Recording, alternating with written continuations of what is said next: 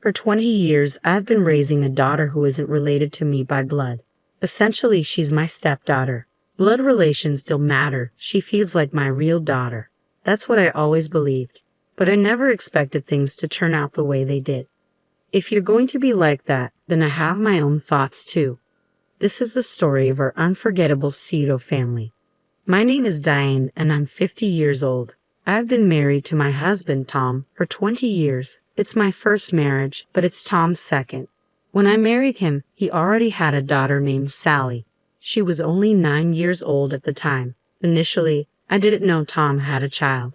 As we continued dating, he told me about his past divorce and his daughter who was in elementary school. By the time he revealed this, I was already deeply drawn to him. Tom seemed to have feelings for me too, and about 6 months after we met, he formally asked me to be his girlfriend. Despite this, I couldn't wholeheartedly embrace the relationship at first. The man I loved had been divorced and had a child. Would I really be happy if we married? Such worries swirled in my head. After much contemplation, I decided to date him. Eventually, I started seeing his daughter, Sally, more often, and she began to grow attached to me. One day, during a meal, Sally muttered, "It would be nice if Diane could become my mom." I was taken aback by her words. As if waiting for this moment, Tom excitedly responded, "Actually, I've been thinking the same thing. Diane, would you like to become a real family with us?" Tom expressed his feelings directly to me. I felt I could make it work with this family. Gratefully, I accepted their feelings, and thus we officially became a family. Right after we got married, life was blissful. My daughter enjoyed the meals I prepared and told me they were delicious. On holidays, my husband would take us out. The more time I spent with them, the deeper our family bond grew. Of course, there were times when we clashed, but that's just part of being a family. I was glad I married Tom. However, around the 10th year of our marriage, the attitude of my husband and daughter became cold. One evening, I came home after running some errands to find the house pitch dark. My husband and daughter should have been waiting for me, and we should have been sitting around the dinner table. Feeling uneasy, I immediately called them both. The phone rang, but neither of them picked up. What should I do if something had happened to them? Should I report it to the police? Ignoring my worries, I tried to stay calm. I heard the front door open and the voices of my husband and daughter. Quickly, I headed towards the entrance. There they were, my husband and daughter, laughing happily together. "Oh, thank goodness. I was worried because neither of you had contacted me," I said, relieved. Ignoring my concerns, my daughter coolly replied, "Oh, you're back.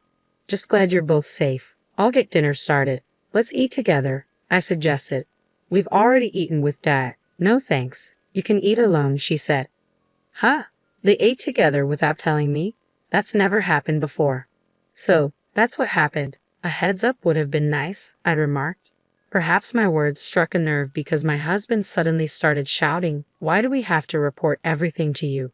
What Sally and I do is none of your business." "What, Tom?" I replied, shocked. I had never seen this side of him before. We'd had minor arguments before, but I had never seen him lose his temper like that. "This woman is scared of Dad." Hilarious. Sally mocked. My husband joined in. "She's overstepping her boundaries as a stepmother. She's not even part of our real family." "Ha, that's right. The only one related by blood in this house is Dad," Sally chimed in. The sudden change in my husband and daughter left me reeling. Why am I being treated this way all of a sudden? Until recently, we were a happy family living peacefully together. "What happened to you two? Did I do something wrong?" I asked, bewildered. Their response was beyond unreasonable. "Something wrong? It's you. You are the problem itself, isn't it?" "Haha, right, Dad?" Sally sneered.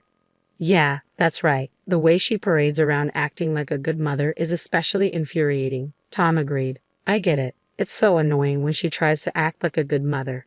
Haha. Is this for real? To be insulted so thoroughly by the two people I loved most. Thinking about my family that night, I lost my appetite. After taking a bath, I went straight to bed, but my husband said sleeping in the same room was uncomfortable, so I ended up on the living room couch.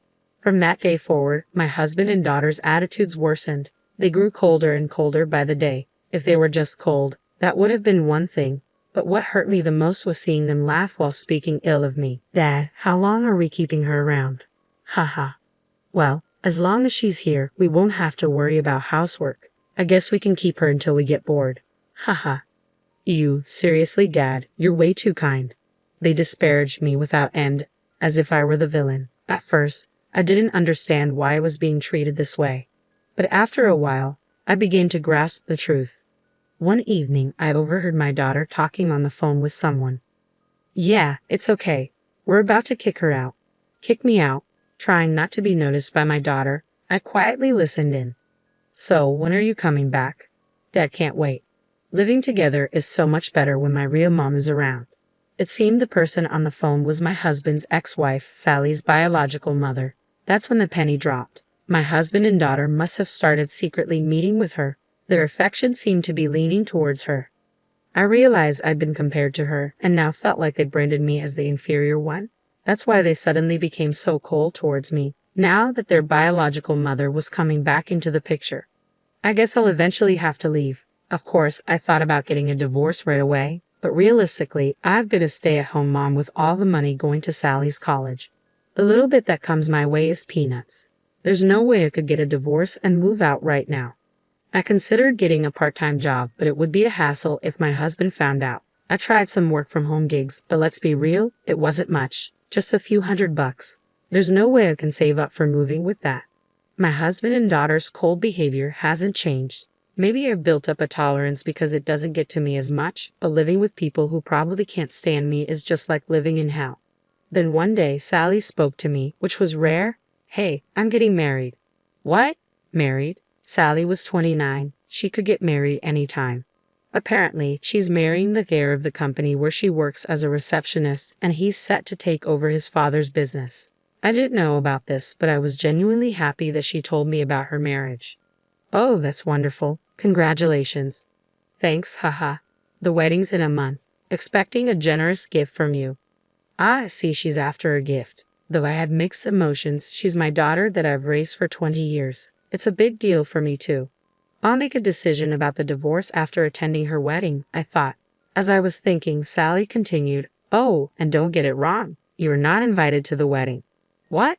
But you just said about the gift. Are you dense? She interrupted. I meant to wire the gift that day. No way I'd invite you, Sally continued. But I'm inviting my real mother. She's making it big in the beauty salon business. She owns multiple chains nationwide and is a successful businesswoman. A businesswoman?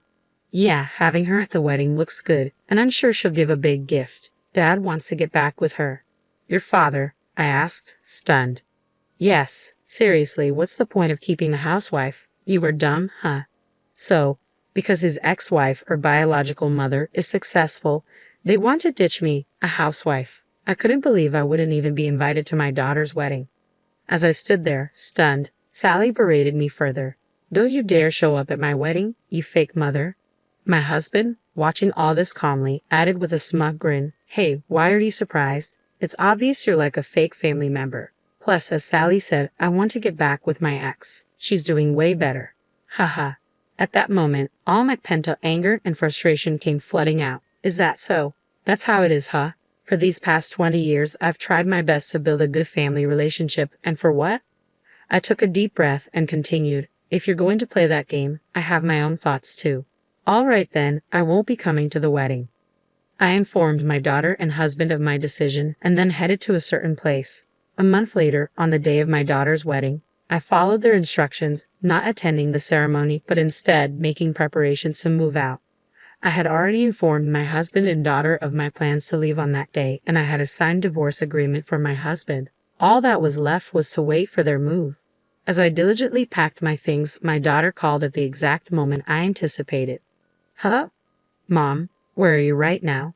Get to the venue immediately. Right off the bat, my daughter was pleading for my help. The venue? What are you talking about? Weren't you the one who told me not to come?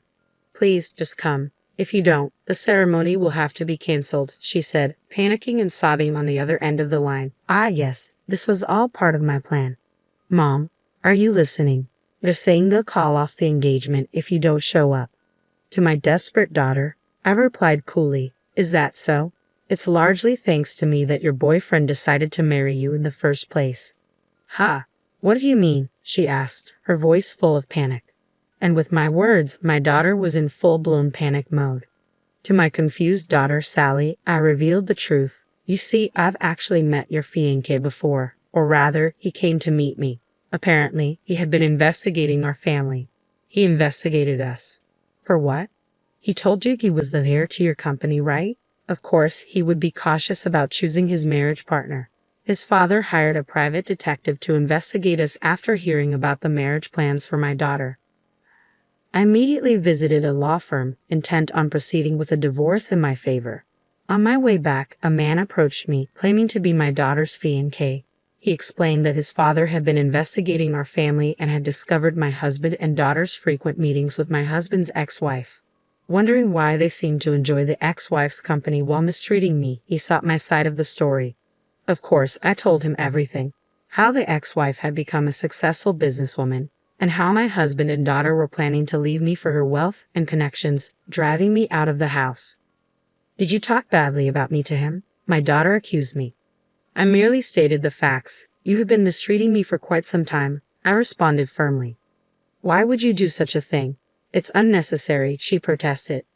Unnecessary? Isn't it your own fault that this is happening? You are the one who did wrong, I countered, pushing back. My daughter fell silent, unable to retort. But I'm not a monster. I've raised you as my daughter for 20 years, and I genuinely wanted you to be happy, I continued, offering a suggestion. A suggestion, she asked. Yes, if my daughter invites me to her wedding, I wanted him to marry her as planned. Surprisingly, even after I told him everything, he didn't completely give up on my daughter. He admitted that he truly loved her and still wanted to marry her. However, he said he felt uncomfortable marrying someone who couldn't even appreciate the person who raised her. So I pleaded with him, if Sally chose to invite me to her wedding at the very last moment, please accept her, but she squandered even that chance. Far from it, she treated me like a nuisance right until the end, alongside my husband, even calling us a fake family. Mom, I'm sorry. Please forgive me. I won't say cruel things anymore, she pleaded over the phone. Hey Diane, is what you just said true? If so, please help Sally out. My husband joined in, his voice filled with remorse. Naturally, I had no intention of forgiving them. They were the ones who trampled on their last chance. It was far too convenient to ask for forgiveness. No, they forgot the kindness of being raised for 20 years and quickly switched allegiance to my successful ex-wife and real mother. I would never forgive them. Never. I declared so, and then hung up the phone. I blocked their numbers one after another, picked up my bags, and headed to the apartment I had already rented. On the way, I didn't forget to submit the divorce papers at the town hall. Even if I were to be invited to my daughter's wedding, I had decided in my heart to divorce my husband. There was no way I could stay with them after suffering from all the constant verbal abuse. Later, I heard from my daughter's fiancé that my daughter and husband had begged for marriage, crying. But once the truth came out, it was too late. That marriage proposal was utterly broken off. As a result, my daughter quit her job and became a recluse, and my husband is now apparently busy caring for her mental health. It must have caused quite a bit of trouble on her fiancé's side. I wanted to apologize, and I contacted him. To me, he gave kind words. It's okay, it's just that Sally and her dad turned out to be disappointing. Rather, I'm glad I realized it before I married her. I owe you, ma'am. Thank you.